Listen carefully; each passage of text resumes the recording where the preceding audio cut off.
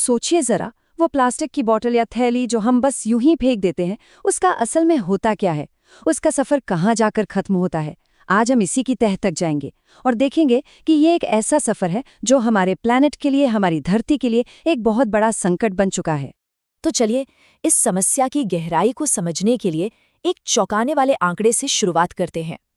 आप जरा सोचकर देखिए, हर मिनट, जी हाँ, हर एक मिनट एक पूरे कचरे के ट्रक जितना प्लास्टिक सीधा हमारे समुद्रों में जा रहा है। हर 60 सेकंड में।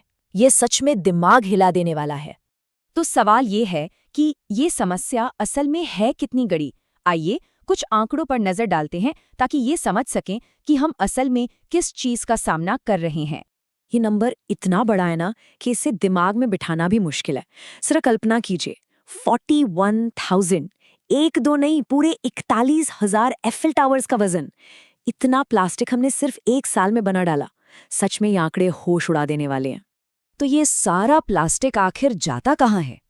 यहीं पर हमें समस्या की जड़ मिलती है। देखिए, करीब करीब 40% प्लास्टिक वो सिर्फ पैकेजिंग में इस्तेमाल होता है।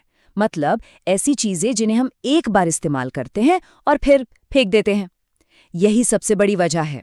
और ये ग्राफ ये असल कहानी बताता है। एक तरफ देखिए, हम कितना ज्यादा प्लास्टिक बना रहे हैं, ये बार आसमान छू रहा है। और दूसरी तरफ वो छोटा सा बार, वो है जितना हम असल में रिसाइकल कर पाते हैं। सच तो ये है कि दुनिया भर में 10% से भी कम प्लास्टिक असल में रिसाइकल हो पाता है। गैप देखिए कितना बड़ा है। तो अब सवाल ये उठता है कि अगर हम सब रिसाइकल करने की इतनी कोशिश कर रहे हैं, तो फिर गड़बड़ कहाँ हो रही है? क्यों ये काम नहीं कर रहा? इसका जवाब उतना सीधा नहीं है जितना लगता है। असल में रिसाइकलिंग इतनी मुश्किल है क्यों? देखिए, इसके कई कारण हैं।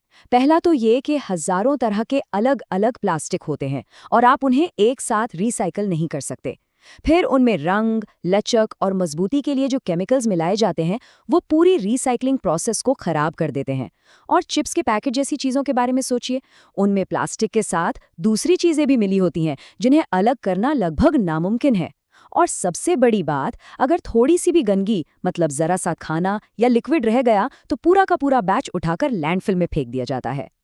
तो जो एक्सपर्ट्स ज़मीनी हकीकत जानते हैं, वो साफ साफ कह रहे हैं कि ये जो कचरे की समस्या है ना, ये सिर्फ रिसाइकलिंग से हल नहीं होने वाली। ये मुमकिन ही नहीं है। हमें इस संकट से निकलने के लिए सिर्फ रिसाइकलिंग पर निर्भर नहीं रहना होगा। लेकिन एक मिनट, ये सारा प्लास्टिक आखिर आता कहाँ से है? इसका जो जवाब है ना, वो शायद आपको चौंका दे। इसका सीधा कनेक्शन फॉसिल फ्यूल इंडस्ट्री से है। जी हाँ, वही तेल और गैस कंपनियां। यहाँ पर ना प्लास्टिक की दो अलग अलग कहानियां सामने आती हैं। एक तरफ इंडस्ट्री हमें क्या बताती है कि ये एक हल्का, सस्टेनेबल मटेरियल है और सब कुछ 100% रिसाइक्लेबल है। लेकिन असलियत क्या है? हकीकत यह है कि प्लास्टिक सीधा सीधा फॉसिल फ्यूल से बनता है। और जैसे जैसे दुनिया रिन्यूएबल एनर्जी की तरफ जा रही है, तेल और गैस कंपनियों के लिए प्लास्टिक एक तरह का प्लान बी बन गया है। इसीलिए इसका प्रोडक्शन 2050 तक लगभग 3 गुना होने का अनुमान है। और देखिए, एक बड़ी एनवायरमेंटल संस्था इसे बिल्कुल साफ शब्दों में कहती है।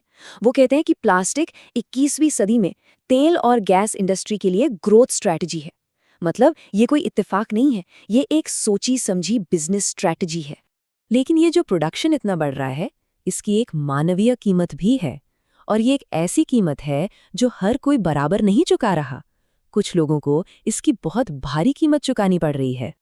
ये जो आप सुन रहे हैं, ये अमेरिका की एक जगह है जिसे कैंसर एली कहा जाता है। वहाँ के एक निवासी शेरन लेविंगने के शब्द हैं। वो कहती हैं, हम मौत की सजा पर जी रहे हैं।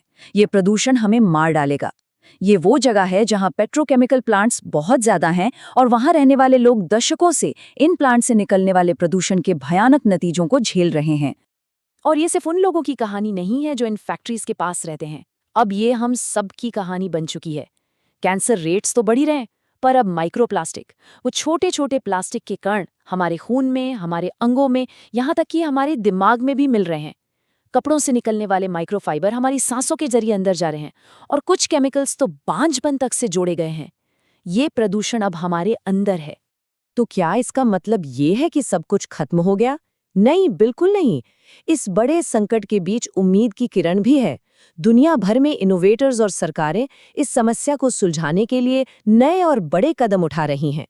और ये समाधान कई लेवल पर काम कर रहे हैं। एक तरफ मटेरियल्स को ही रीडिज़ाइन किया जा रहा है। सोचिए, ऐसे जूते जो पूरी तरह से कंपोस्ट हो जाएं, या ऐसा प्लास्टिक जो हवा की CO2 से बने। दूसरी तरफ सिस्टम्स को बदला जा रहा है। माइक्रो फैक्ट्रीज बनाई जा रही हैं जो कचरे को वहीं पर कीमती चीज़ों में बदल देती हैं। और सबसे ज़रूरी, पॉलिसी में बदलाव हो रहे हैं। ऐसे कानून बनाए जा रहे हैं जिससे कंपनी अपने प्रोडक्ट के पूरे लाइफ साइकिल के लिए जिम्मेदार हो। और तो और, अब एक ग्लोबल UN प्लास्टिक ट्रीटी पर भी बात हो रही है ताकि प्रोडक्शन पर लगाम लगाई जा सके। तो आखिर में बात यहीं पे आकर रुकती है।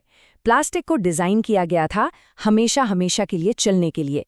यही उसकी खूबी थी और यही अब सबसे बड़ी दिक्कत बन गई है। तो अब बड़ा सवाल ये है, हम एक ऐसा भविष्य कैसे डिजाइन करें जो वाकई टिक सके, जो हमारे और इस प्लैनेट दोनों के लिए काम करे।